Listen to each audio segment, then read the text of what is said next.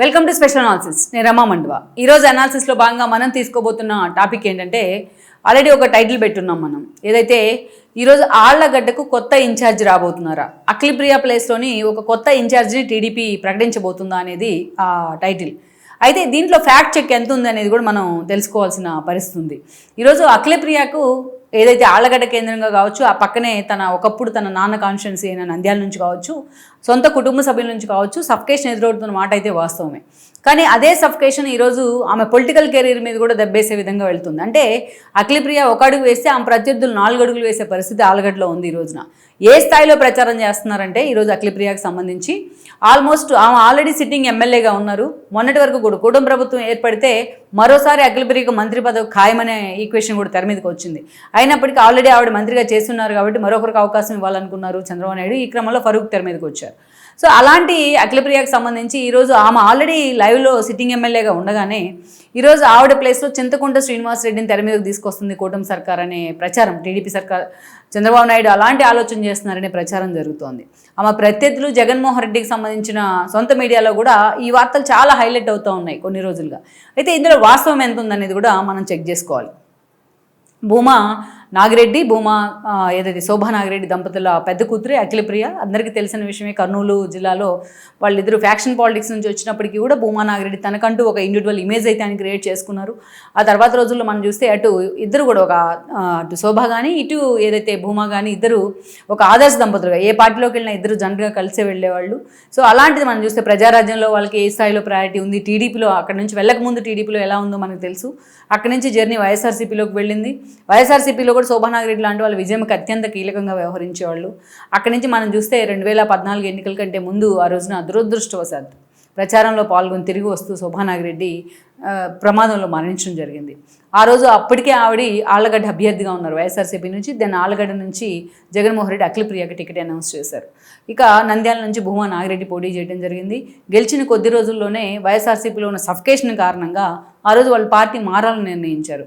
23 మంది ఎమ్మెల్యేలు చేరితే వాళ్ళలో ఫస్ట్ వైఎస్ఆర్సీపీ జెండా కప్పుకుంది భూమా నాగిరెడ్డి, ఆయనతో పాటు ఆయన కూతురైన అఖిలప్రియనే. దీన్ని కప్పుకున్న తర్వాత కొన్ని రోజులకే భూమా నాగిరెడ్డి ఆయన హార్ట్ స్ట్రోక్తో మరణించడం జరిగింది. అత్యంత చిన్న వయసులోనే తాను పాలిటిక్స్లోకి అప్పుడే అడుగులు వేసిన క్రమంలోనే తల్లిదండ్రులను ఇద్దరిని పోగొట్టుకోవడం అనేది అది మామూలు విషయం కాదు ఎవరికైనా సరే. అలాంటి సిచ్యువేషన్స్ అఖిలప్రియకి ఒక టఫ్ సిచ్యువేషన్స్ ఎదురయ్యాయని అనుకోవాలి. తండ్రి చనిపోయిన కొద్ది రోజులకి ఆవిడకి టూరిజం శాఖ మినిస్టర్ కూడా ఇచ్చారు చంద్రబాబు నాయుడు. ఆ కొద్ది రోజుల్లోనే నంద్యాల బై ఎలక్షన్ వచ్చింది. యాక్చువల్గా అయితే చనిపోయిన దగ్గర ఎవరైనా సరే అభ్యర్థులు అక్కడ అపోనెంట్ పార్టీస్ అభ్యర్థిని పెట్టకూడదనే ఒక నియమం ఉంటుంది. కానీ దాన్ని కూడా ఆ సెంటిమెంట్ని బ్రేక్ చేస్తూ జగన్మోహన్ రెడ్డి ఆ రోజు అభ్యర్థిని పెట్టే ప్రయత్నం చేస్తే అఖిలప్రియ ఆ రోజు తన బ్రదర్ అయిన బ్రహ్మానంద రెడ్డికి ఆ టికెట్ ఇప్పించుకున్నారు. చాలా పట్టుదలగా ఆయన గెలిపించుకునే ప్రయత్నం చేసి తన తండ్రికి గిఫ్ట్ ఇస్తాను నంద్యాలని అంటూ కూడా మాట్లాడారు. ఆమె అంతే చేసుకున్నారు కూడా. ఇక అప్పటి నుంచి కూడా ఆ మంత్రిగా ఉన్నారు. ఆల్మోస్ట్ ఇక ఎలక్షన్ ముందు నుంచి కూడా అనేక రకాలుగా ఆ మీద అలిగేషన్స్ స్టార్ట్ అయినాయి. భార్గవ్ని వివాహం చేసుకున్న తర్వాత అదే రకంగా టార్గెట్ అవుతూ వచ్చారు ఆమె. ఎస్పెషల్లీ 5 ఏళ్ల పాటు ఏదైతే 2019లో ఆమె ఓడిపోయిన తర్వాత అక్కడి నుంచి ఆ బ్రహ్మానంద రెడ్డికి టికెట్ వచ్చింది నంద్యాల నుంచి, దెన్ అఖిలప్రియకు వచ్చింది. వాళ్ళు ఓడిపోవడం జరిగింది ఇద్దరు కూడా జగన్మోహన్ రెడ్డి వేవ్లో.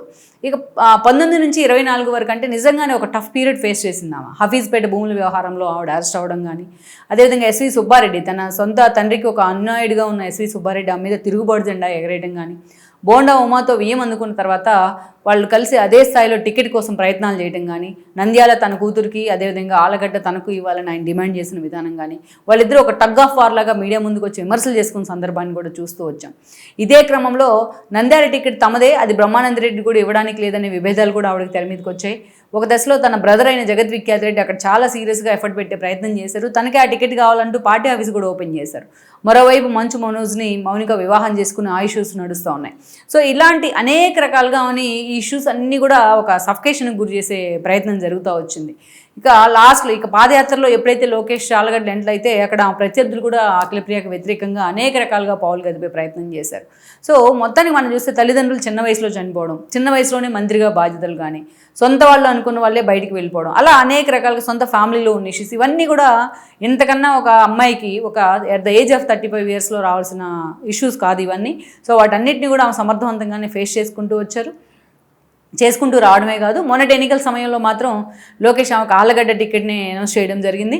అదేవిధంగా నంద్యాల టికెట్ కోరినా ఆ రోజు జగద్విఖ్యాతని పక్కన పెట్టి ఆ టికెట్ని తీసుకెళ్ళి ఎవరికైతే ఫరూక్ ఇవ్వడం జరిగింది. ఫరూక్ ఎమ్మెల్యే అయ్యారు, మంత్రి కూడా అయ్యారు. ఈరోజు చూస్తే అనేక రకాలుగా ఆమె ప్రత్యర్థులు కూడా గంగుల ఫ్యామిలీ దగ్గర నుంచి శిల్పా ఫ్యామిలీ దాకా అనేక రకాలుగా ఆమె 5 ఏళ్ల పాటు ఇబ్బంది పెట్టే ప్రయత్నం అయితే జరిగింది. ఈరోజు ఆవిడ ఎమ్మెల్యేగా గెలిచారు. సరే, మంత్రి పదవి ఆల్రెడీ చేస్తున్నారు కాబట్టి ఆమెకు ఇంకోసారి అవకాశం రాలేదనుకుందాం. కానీ అనేక రకాలుగా ఆవిడని ఈరోజు సఫికేషన్ గురవుతూ ఉంది. అక్కడ బీజేపీ నుంచి టికెట్ ఎక్స్పెక్ట్ చేసి బీజేపీ ఇన్ఛార్జిగా పనిచేసిన ఇంకో బ్రదర్ కిషోర్ కుమార్ రెడ్డి మాటకు ముందు అఖిలప్రియని టార్గెట్ చేసే ప్రయత్నం చేస్తున్నారు. ఒకవైపు అటు మౌనిక మనోజ్, ఇటు మోహన్ బాబు ఫ్యామిలీతో విభేదాలు ప్రతిరోజు తెర మీదకి వస్తూ ఉన్నాయి.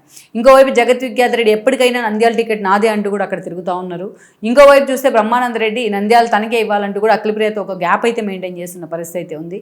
ఇంకోవైపు తన మేనమామ కూడా అఖిలప్రియతో అంత క్లోజ్ అసోసియేషన్ గతంలో లాగా లేదని అనుకోవాలి.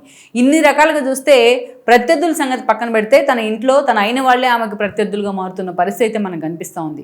ఇది ఎంత దూరం వెళ్ళిందంటే ఆల్రెడీ అక్కడ చికెన్ షాపుల్లో కేజీకి చికెన్ మీద ఆమె డబ్బులు వసూలు చేస్తున్నారంటూ కూడా ఒక ప్రచారం తీసుకురావడం, దాన్ని బొంబార్డ్ చేసే ప్రయత్నం చేయడం. ఆమె ఆ విషయాన్ని చాలాసార్లు మీడియా ముందుకు వచ్చి ఖండించింది, ఆధారాలు ఉంటే చూపించిందంటూ కూడా సవాల్ చేసిన ఈరోజు అఖిలప్రియ వెంట పడుతూనే ఉంది జగన్మోహన్ రెడ్డి సొంత మీడియా అనేక రకాలుగా. సో ఆ స్థాయిలో ఈరోజు సొంత అన్నదమ్ములే ఆమెని ఆ స్థాయిలో టార్గెట్ చేసే ప్రయత్నం చేస్తూ ఉన్నారు. సో ఈ క్రమంలో ఈరోజు ఒక కొత్తగా తెర మీదకి వచ్చిన అంశం ఏంటంటే చింతకుంట శ్రీనివాసరెడ్డిని తీసుకొచ్చి అఖిలప్రియ మీద వస్తున్న ఈ విమర్శలతో పార్టీ అధిష్టానం అని పక్కన పెట్టబోతుంది. చింతకుంట శ్రీనివాసన్ తీసుకొచ్చి అక్కడ ఇన్ఛార్జిగా ఎస్టాబ్లిష్ చేయబోతుంది అనేది ఒక చర్చ. ఆల్రెడీ ఆయనకి పొలిటికల్ బ్యాక్గ్రౌండ్ ఉంది, వాళ్ళ తాతయ్య వాళ్ళు ఎమ్మెల్యేగా కూడా పనిచేసిన హిస్టరీ అయితే ఉంది. సో ఆయన తీసుకొస్తున్నారని అయితే ఒక ప్రచారం జరుగుతోంది. బట్ దీంట్లో నిజం లేదు అనేది టీడీపీ నుంచి అఖిలప్రియ ఫ్యామిలీ వైపు నుంచి వస్తున్న సమాచారం.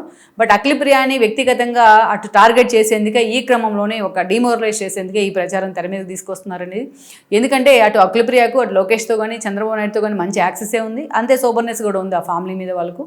సో ఆ స్థాయిలో ఈరోజు ఏదైతే చింతకుంట శ్రీనివాసరెడ్డి వర్సెస్ అఖిలప్రియ అన్నంతగా జగన్మోహన్ రెడ్డి సొంత మీడియా అయితే ప్రచారం చేస్తూ ఉంది. మరి ఈ విషయంలో అఖిలప్రియ నిజంగానే అధిష్టానం దగ్గరే ఈ విషయాన్ని ఒక క్లారిటీ తీసుకునే అవకాశం ఉంటుందా? తన అనుచరులకు తన ఫాలోయర్స్కి ఒక క్లారిటీ ఇచ్చే అవకాశం ఉంటుందా? లేకపోతే ఆళ్ళగడ్డ వేదికగా జరుగుతున్న ఈ కన్ఫ్యూజన్లో ఉన్న ఈ డిబేట్కు ఒక ఫుల్ స్టాప్ పెట్టే ప్రయత్నం చేస్తున్నా అనేది కూడా మనం చూడాల్సి ఉంది.